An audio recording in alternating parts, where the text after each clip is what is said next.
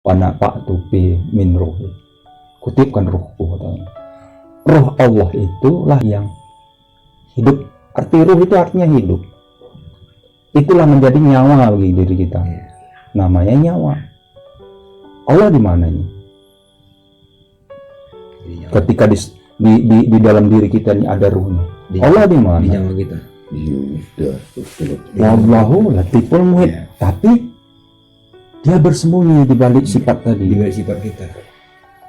Nyawa itu apa namanya dalam sifat Allah? Hayat namanya. Sifat hayat. Kan begitu kan? Sifat hayat. Sifat ma'ani, ya kan? Kalau dalam kaji sifat 20-nya, sifat ma'ani. Sifat ma'ani kan ada 7. Kudrat, iradat, sama, basar, kalam, ilmu, hayat. Hayat inilah ibu dari segala sekalian sifat ma'ani tadi. Berkumpulnya 6 sifat tadi, sama artinya mendengar, basar artinya melihat, kalam artinya berkata, ilmu artinya tahu, ya. Udah itu kudrat artinya berkuasa kita, iradat berkehendak. Ini semua sifat Allah ini berkumpul di hayat. Kan? Hiduplah kita itu. Mana itu hayat pada diri kita? Nyatanya hidup kita. Allah bersembunyi di situ seperti dalang dengan wayang tadi.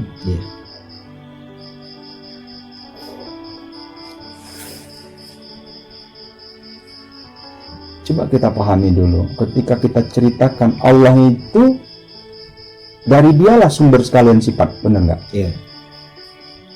Dari dialah sumber sekalian sifat. Sekarang begini, iblis diciptakan dari mana? Dari api. Sifat dia nggak? Iya. Sifat Allah. Sifat Allah juga. Iya, kita kan. Ya. Malaikat diciptakan dari nurnya. Jin diciptakan dari api. Semua itu sifatnya Allah. Ya kan? Jadi Allah bagaimana nih sekarang? Ayo.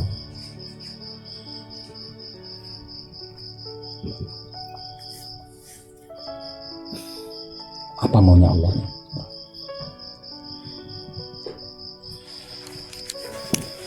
Maunya Allah itu ya kita menyembahnya. Nah, sekarang ini, kalau Allah maunya disembah, maksudnya apa? Apa karena dia gila sembah? Ya, biar dikenal. Apa Allah itu gila sembah maka disembah? Kalau dia gila sembah berarti Allah makhluk. Benar nggak? Berarti makhluk lah dia. Bukan Allah itu kalau makhluk.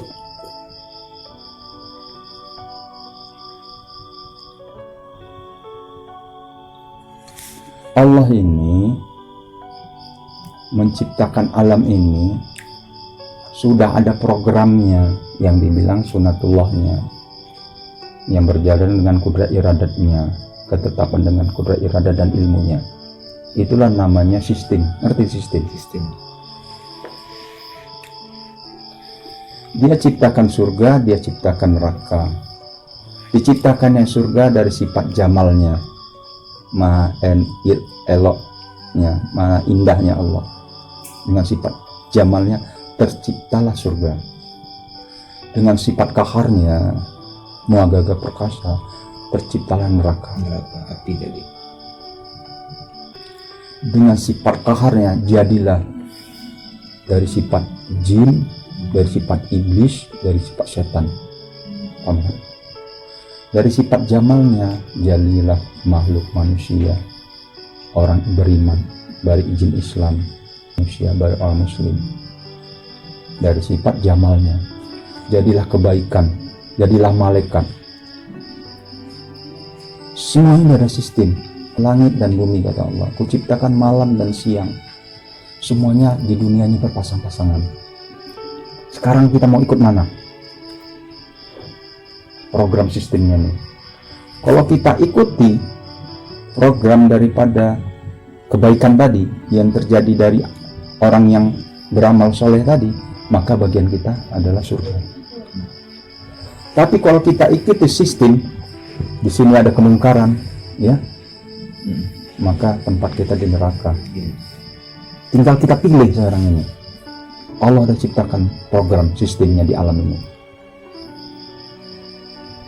Apakah Allah suka yang baik? Apakah Allah yang suka yang buruk? Allah nggak ada suka dua-dua. Karena dia bukan makhluk, paham kan? Kalau makhluk dia pasti suka. Iya. Yang suka itu siapa? Makhluk. Siapa itu yang suka? Malaikat suka, para nabi suka, para awliya Allah suka, para solihin yang udah meninggal, para wali Allah suka melihat yang kebaikan. Iya. Yang keburukan siapa yang sukanya? Iblis, setan. Iya. Karena ada sunatullah, ada dua-dua di sini. Ada baik, ada buruk. Iya. Karena kita pilih. Nah, karena kata Allah dalam Quran, "Qul indallah bikulli syai'in." Segala sesuatu itu datang dari sisi Allah, baik dan buruk. Tapi kau mau pilih mana? Neraka. Kalau kau ikuti beramal taat, ya beramal taat, orang surga gitu ya maksudnya, beramal taat, ibadahnya orang surga, tanda-tandanya udah tahu ya, taat, beribadah, menyukai kebaikan, memusuhi keburukan, maka itulah ibadah ya orang surga. Tapi kalau kita ikuti ibadahnya orang neraka tadi, bagaimana yang neraka? Menjolimi orang, menipu orang, suka dengan hal-hal yang mabuk-mabukan, semuanya menjauhi daripada kebenaran. Taji bentuk syirik. Udah jelas tempatnya, Musyrik. tempatnya neraka. Iya. Iya. Karena sesungguhnya Allah nggak menjolimi makhluk. Kata Allah dalam Qur'annya, sesungguhnya aku tidak menjolimi, tapi manusia itu sendiri yang Dia menjolimi memilih dirinya. diri sendiri. Ya.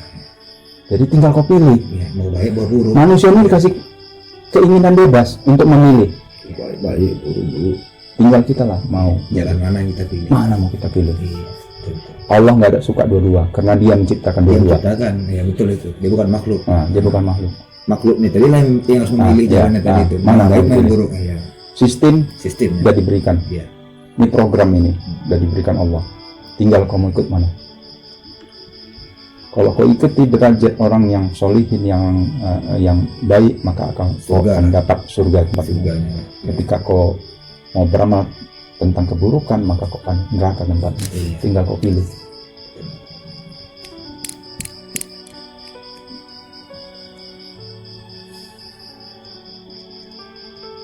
Terserah. Balik sama kita. Karena Allah bukan makhluk. Walaupun sekalian sifat itu berasal dari Dia. Dialah, kalau dibilang ibu sekalian sifat. Sifat makhluk alam ini dari Dia semua. Wujud rupa alam ini, itulah rupanya. Kalau mau melihat Allah, lihatlah alam ini. Karena Allah itu meliputi segala sesuatu. Dan Dia bukan sesuatu. Nah, dia menciptakan semuanya. Nah, Itu tapi Dia ada pada sesuatu. iya. Betul. Di mana Dia? Ah, disinilah kita mau. Bagaimana kita mau mengetahui Allah tadi? Kan gitu kan? Nah, kan gitu kan? Sekarang kayak bagaimana kita mau mengetahui Allah tadi, mengenal Allah tadi? Pada dasarnya kita adalah ruh suci. Kan gitu. Ketika di alam ruh kita sudah diminta diminta di situ persaksian. Kata Allah, ketika di alam ruh kita di dalam kandungan tadi, Iya. Betul. lalu ditarik dari tulang sulbi tadi, diciptakan manusia itu, lalu diminta Allah pertanggungjawaban situ. Apa kata Allah kepada sekalian ruh? Dan ingkar janji. Alastu rabbikum ahada, kata Allah. Hai sekalian ruh, siapakah Tuhanmu? Lalu jerum menjawab, qalu bala la ilaha illa anta sayyidina. Benar kami bersaksi tiada Tuhan selain Engkau. Di situ Allah dah minta persaksian kepada kita bahwasanya aku Tuhan, Engkau hamba. Kalau aku ini Tuhan, maka tunduk sujudlah kepadaku. Akui, bukan Allah itu gila disembah, tapi akui aku Tuhanmu. Karena tiada Tuhan selain aku, kata Allah. Bukan gila disembah, dia nggak ada punya sifat dia. Kalau punya sifat dia makhluk. Makhluk kan punya sifat, tapi Allah nggak punya sifat. Bagaimana itu? Nah, ini. Tapi sekalian sifat dari Dia. Ibu sekali sifat. Nah, tapi Dia tidak punya sifat, gimana? Dia nggak punya sifat, dia nggak punya zat, dia nggak punya Tapi apa. dia menciptakan semuanya. Tapi dari dia Dari asal dia usul semua, sekalian. Ya, asal usulnya lah. Semuanya. Ketika itu ada sifat, ada zat, makhluk namanya.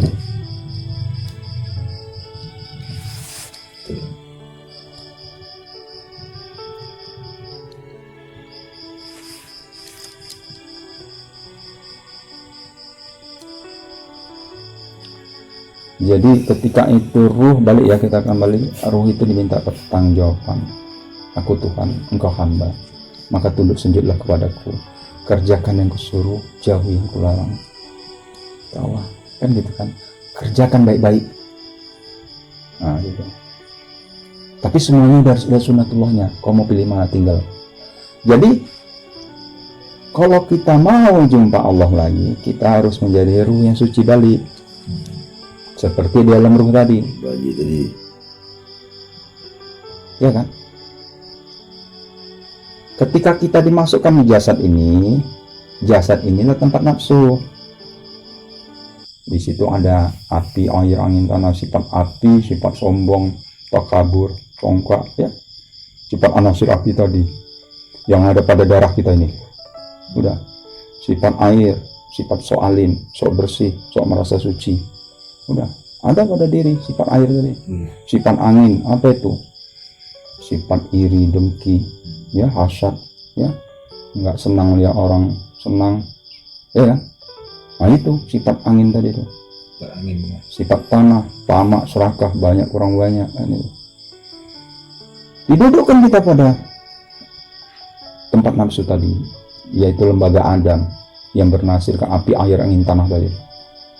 Suruh kembalikan kita nih. Inilah sebagai ujian kita. Karena Allah meminta, benar nggak kau aku ini Tuhanmu? Nanti akan ku minta pertanggungjawabanmu di dunia nanti. Kau akui lagi nggak aku ini Tuhanmu? Karena kata Allah dalam firman-Nya, wa ma khalaqtu jinna wal insan illa liya'budun. Tidak kuciptakan jin dan manusia itu kecuali untuk beribadah kepada Allah. Nggak diciptakan yang kita nih kalau nggak untuk beribadah.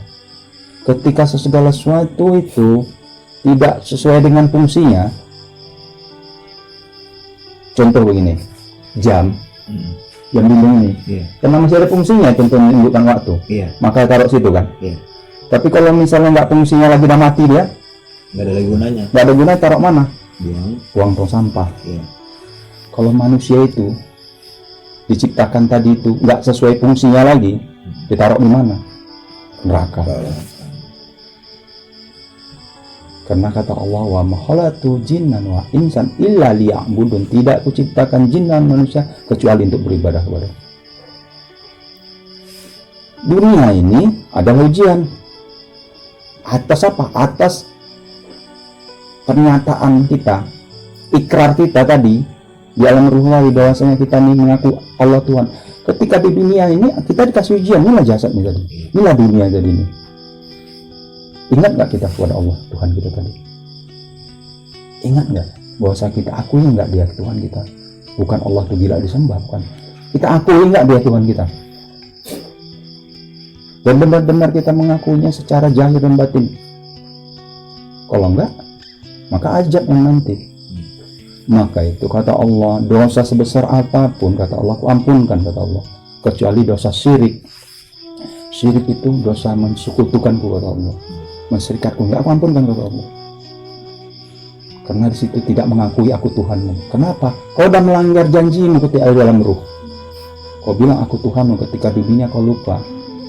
Memang kata Allah, kau di dunia ini diberi ujian, yaitu jasadmu sebagai nafsu. Kalau enggak kau tunduk sujudkan dia kepadaku kata Allah, maka celaka kau nanti. Kau akan terikut sama dia. Maka itu sholat tadi itu untuk supaya menundukkan api, air, angin, tanah tadi nih, nafsu kita tadi itu. Kalau enggak kita tunduk sujudkan dia kepada Allah tadi, dia makin membangel, makin bangkang dia. Maka kita dipengaruhinya. Jadi manusia itu diciptakan untuk beribadah. Kalau fungsinya sudah tidak lagi sesuai fungsinya, maka neraka tempatnya. Jasad ini ujian, dunia ini ujian. Kata Allah dalam firman, sesungguhnya dunia ini adalah sendagura belaka dan sesungguhnya kampung akhirat yang kekal. Kalau sabda Rasul Muhammad SAW, dunia ini seperti bangki yang diseret-seret anjing, gimana loh? Begitu hinanya. Kalau kita mau rengkuh dunia ini, kita terjebak oleh dunia ini. Kalau kita